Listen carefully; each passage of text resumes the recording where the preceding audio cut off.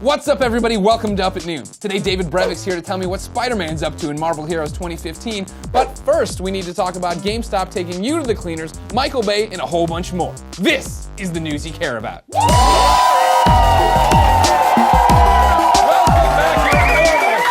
back, the producer / Mr. Nick Scarpino. Hello. My Italian meatball, Brian Altano. The news you care about. Top story, Nick, how much did you love Con Air 1? I live by that movie. Con Air 1 is an amazing Don't tease me right now. They're teasing you right now. There's talk of Con Air 2. In an interview with Screen Daily, director Simon West said, quote, "There are always rumors about a Con Air 2. I would do it if it was completely turned on its head." I didn't know this either. Yeah, apparently that's the biggest rumor mill ever, is Con Air 2. If there's constantly rumors about it, always is a pretty big word. The director is the one starting the constant rumor of there might be another. He's in a Starbucks line and he's just like, "Hey, did you hear about Con Air 2? Get me a venti iced coffee unsweetened." He's like in the kick-ass line for the premiere. He's like, "That Nicolas Cage is here. He's coming back for another Con Air." They're like, "Get out of here, West." He's growing the side hair out real good, real good. He goes on to say, I would do it if it was completely turned on its head. First off, the director who's starting the rumors is like, I would do it if. Yeah. I would do it if it turned on its head. Con Air in space, for example. A studio version where they're all robots, or the convicts are reanimated super convicts, or where the good guys are bad guys and the bad guys are good guys. Something shocking. If it was clever writing, it could work. I like how he listed that last. Is that presupposing that everything in the first Con Air was normal? Yeah. Yeah, it's got to be different. And, It's got to be crazy, guys. Like, we totally told this great, really small story in Con Air 1. Honestly, I think Con Air 2 would be amazing. If you combine Con Air with Armageddon, I think you got a winner. You just got to get Nicolas Cage to grow that mullet out again. I'm sold. But how do you bring Nicolas Cage back? Cameron Poe is back to his daughter. Oh, you call him and he goes, 100 sure. movies a year. He doesn't care. He's probably starring in a movie in this building somewhere right now. Yeah. We don't even know. He doesn't care. You're jumping. He could be the good guy that turns into the bad guy, I guess, as our director here, Simon West, is pitching. But he ended up. What if it was his daughter? What if his daughter turned out to be the bad guy this time around? Okay, you guys are writing way too much for this movie. Here's what's going to happen. They're going to be like, it's a bus. Oh, I can go to space. Why? Who cares? Oh, everyone's trying to escape the bus. Well, now it's going to blow up. That's the movie. It doesn't matter. Here's what I want to see. Martian will float by. No one cares. Here's what I want to see. I want to see the plot of Armageddon, where there's an asteroid rocketing toward Earth, and the only people that can save humanity are prisoners. And they get there and they're like, nah. And they just watch the world burn. One of them shanks a rock. All movies doing this. You don't know why. You don't know what it is. And then finally he's a shank. Con Air 2 reminds me of like when you would go to Blockbuster Video in high school and there would be like nothing to rent and you'd be like, I gotta watch Con Air 2. And now we have the direct to VHS. Con Air that 2. no one even knew it existed. But now that's what Netflix is for. Like that's what Netflix is basically Blockbuster Video's bottom shelf. Sure. 90% of the time, like you watch the 5 good things on Netflix and you're like, oh, we gotta watch Transmorphers again. The day the Earth stopped. There's a Titanic 2 on Netflix. Titanic 2? Yeah, I don't know if you caught it. Did they go to Spoil space? it. Does the Titanic go to space? Actually, I will spoil it. So what happens is, of course, the Titanic gets into some trouble again, but what really happens is... Some trouble.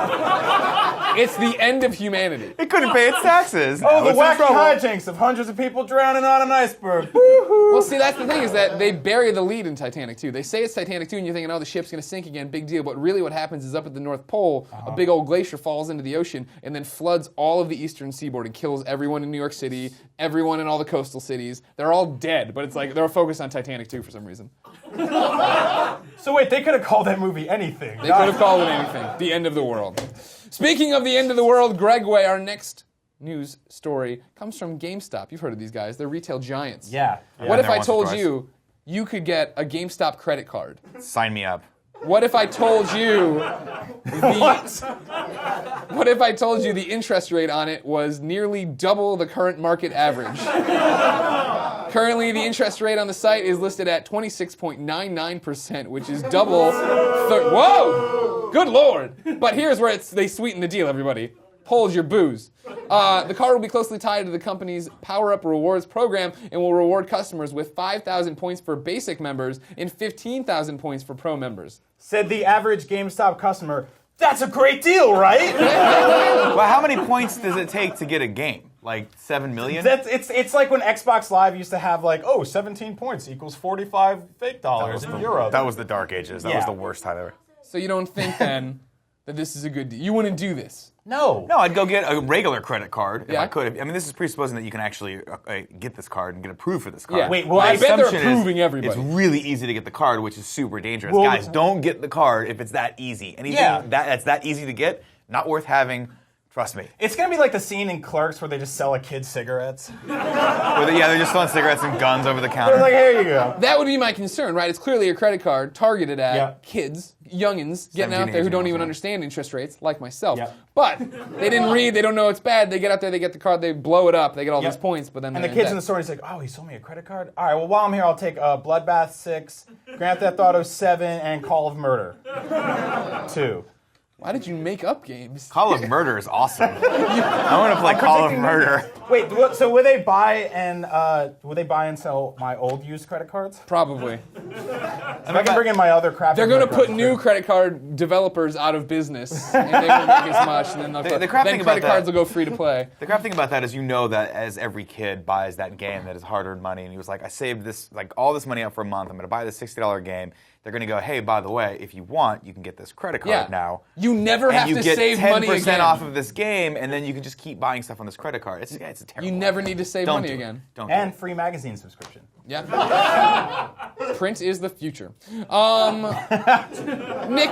Nick, would you be surprised if I told you Michael Bay is hard to work with? No. No. Apparently, T.J. Miller he was in the new Transformers there, that Transformers 4. He called it a bipolar experience. Here's a quote, they wrote it in his pronunciation. Ya know? Ya know he has a specific way of communicating with people. Once he said to me, nothing that you said is funny, TJ. Not one thing all day. We hired you to be funny. There's 300 people here. None of them are laughing at you. Say something funny. I can still cut you out of the movie.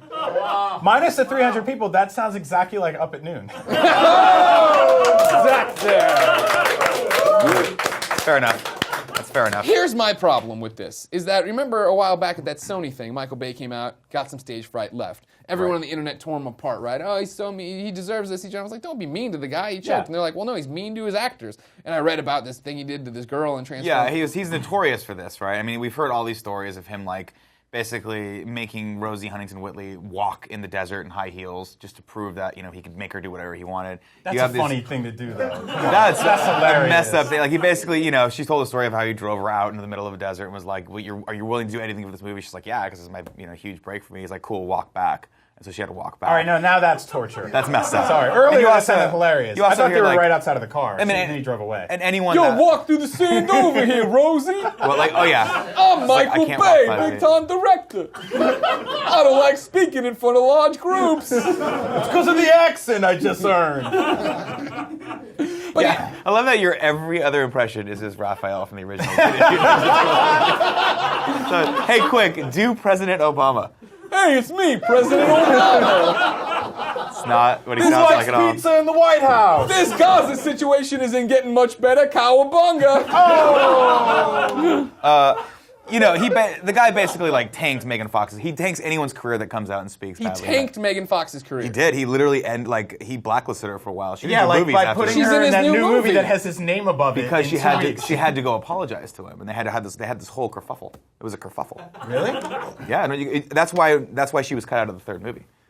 I don't understand why everybody's complaining. I'm sure We knew it. the job's kind of hard, but the paycheck is not. It's like being like Scrooge McDuck's like, oh, it's hard to swim in this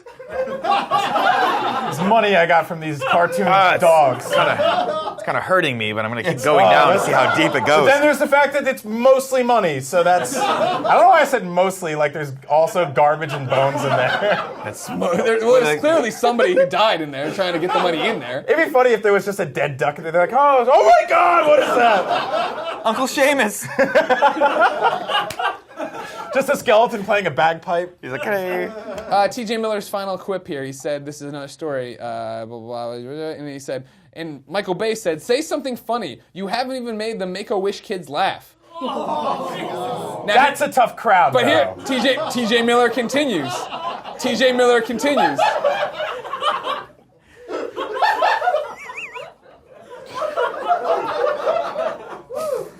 That's the one right there. When you die and you're in hell, they're going to point to that one. That's the one. We'll all be there with you, so don't worry about it. And I'm going to be like, wait, the devil watched this show? Is that who left all those YouTube comments? Sorry, Greg, continue. Speaking of hell, Greg Way, my next guest made his name with Diablo, and now he's here to tell me all about Marvel Heroes 2015. Ladies and gentlemen, put your hands together for David Brevik.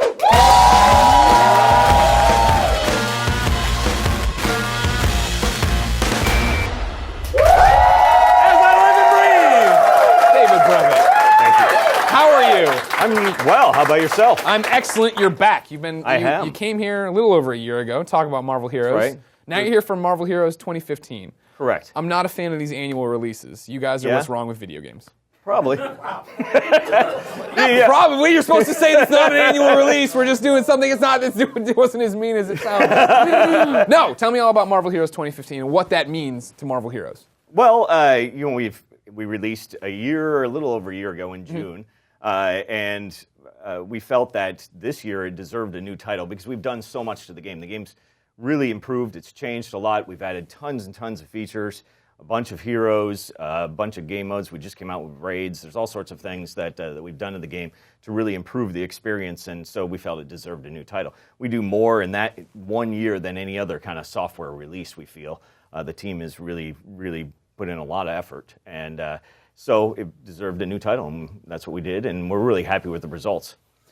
So talk to me then a little bit about, I guess, for what I would describe if I was in your shoes, the terror, how terrifying it is to release a video game and then immediately get to work on trying to fix it or, quote unquote, add stuff to it, do different things to it. Like, now that it's 2015, it's different and that you feel like it deserves a different title, do you look back at when Marvel Heroes originally launched and be like, oh my God, I can't believe we launched with this, that, or the other? Yeah, no, absolutely. They, when it came out, it wasn't very good. And round of applause for honesty. And we worked really hard on improving it, and I think that it shows.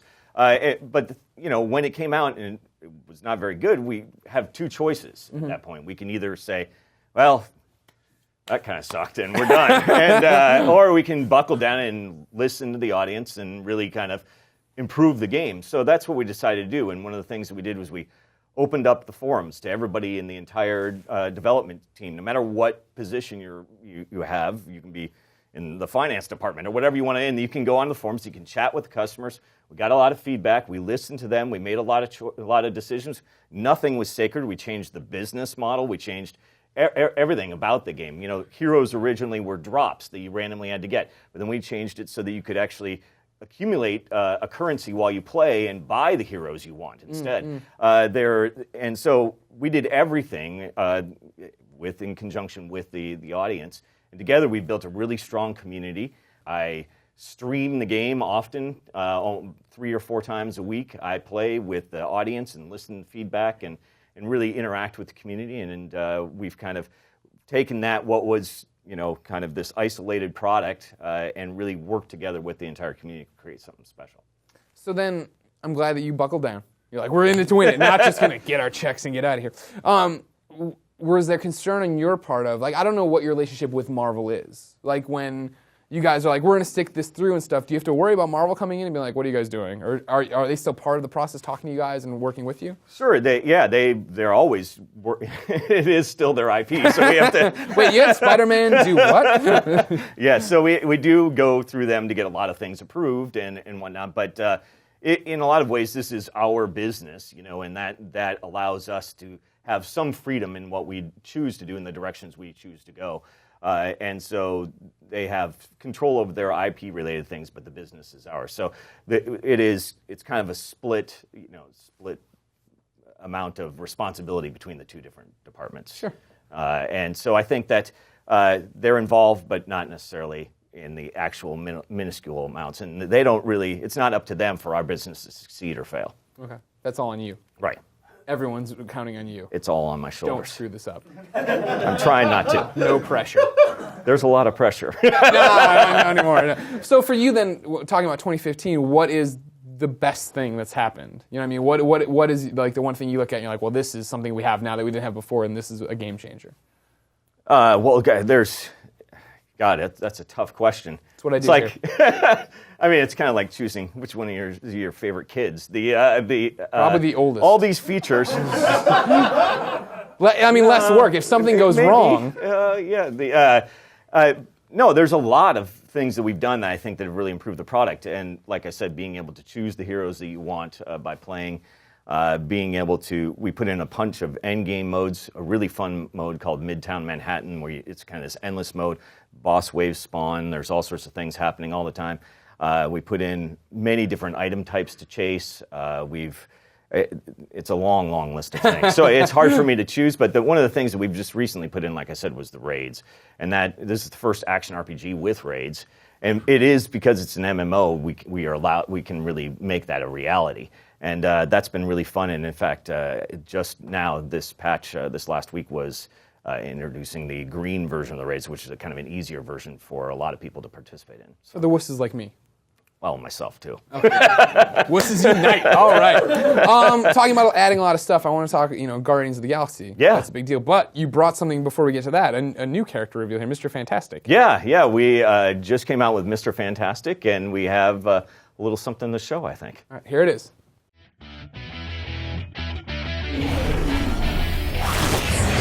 Please, call me Reed.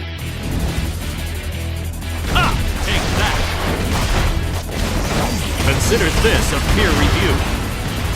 Hey, Stretcho! High four! What are friends for? No use resisting.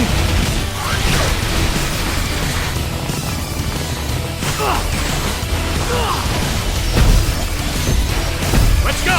Flame on! Guess what time? To the moon! Here we go!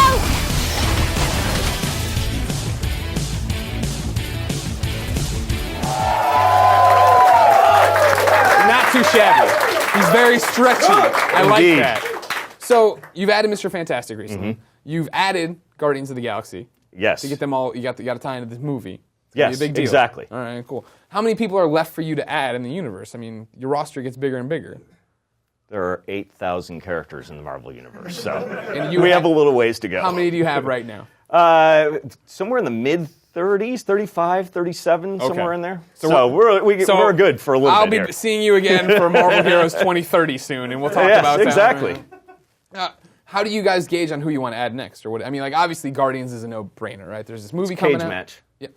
Yeah, we just go into a room and just duke it out, and then we say, okay, well, that's the one we're doing next. Wow. Yeah, it's ugly. Yeah, it sounds like it. Jeez Louise. So then, I mean, looking down for Marvel 2016. Yes. This is the thing, I guess, that's hard for me to wrap my head around. Right. First off, because I don't know how to make video games, period. But to be making a video game and then it feels like the goalposts seem to always be moving. Do you feel like you're on a treadmill? And you see there's always like the rap party is like right in front of you, but you just keep walking and you never get any closer to it? I guess. I mean, but the thing is that it's not just about the heroes themselves, right? We have, some villains coming actually this year. Who do you and got? Galactus. No. Not as a playable yet. But we have the ones we've announced are Magneto and Juggernaut and Venom. Oh, this wow, year. there you go. So, but there's a whole bunch of things, a whole bunch of characters we're excited about doing. But it's not just about the characters. There's a lot about the features and things that we're adding that make it not quite the same kind of treadmill that you might think it might be. It's we're always adding new stuff, new challenges, new modes, new story, new all sorts of stuff. So then I guess my next question would be, I think for, IGN especially, right? Like, we are a great site at telling you about the next huge video game that's coming up. It's coming up. Here's a preview. Here's this. Here's the review. See ya. Yeah. So, like, is it tough for you? Because you're like, my game is already out. And we're like, all right, cool.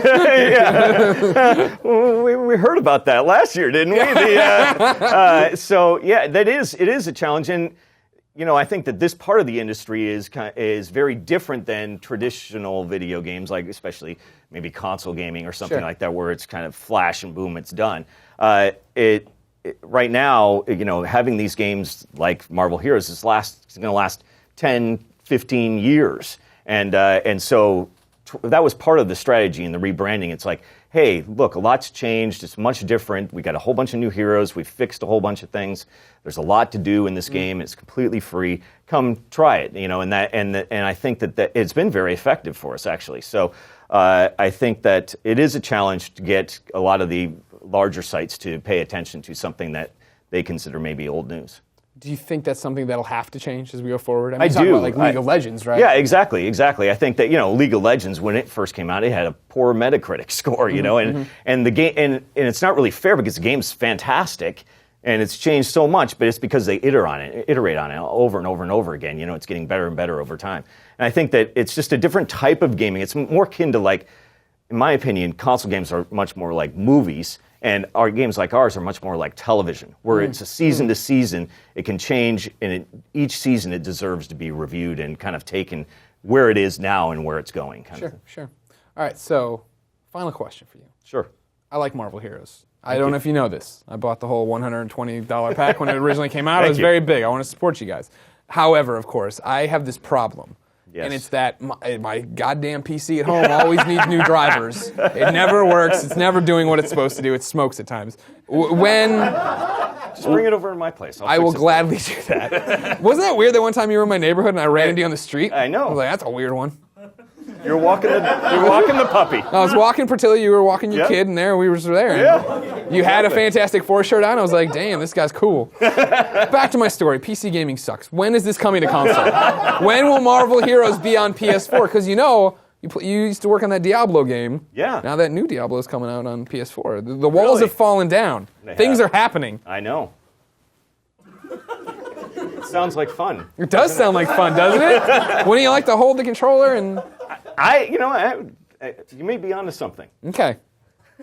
That's all I can do. God damn. Well, David, thank you for coming by again. Thanks for having Marvel me. Heroes 2015, out right now, free to play. Jump in and try it. You got nothing to lose unless your computer blows up and all the pieces go into your face. But that probably won't happen. Marvel Heroes. Thank you, man. Thank you to David Brevik, Nick Scarpino, Brian Altano, and you, my audience! If you want to be in that audience, go.ign.com/up@noon for details. As always, I'll be answering comments the first hour of this video is live, so come tell me your favorite Marvel superhero. Mine? It's Access, because he can go to the DC universe. Yeah! Got you good, didn't I? You didn't see that coming, huh? Burning bridges left and right. We'll be back next Monday at noon with someone I can't talk about, but until then, I'm going back to bed. DaveFenoy.com.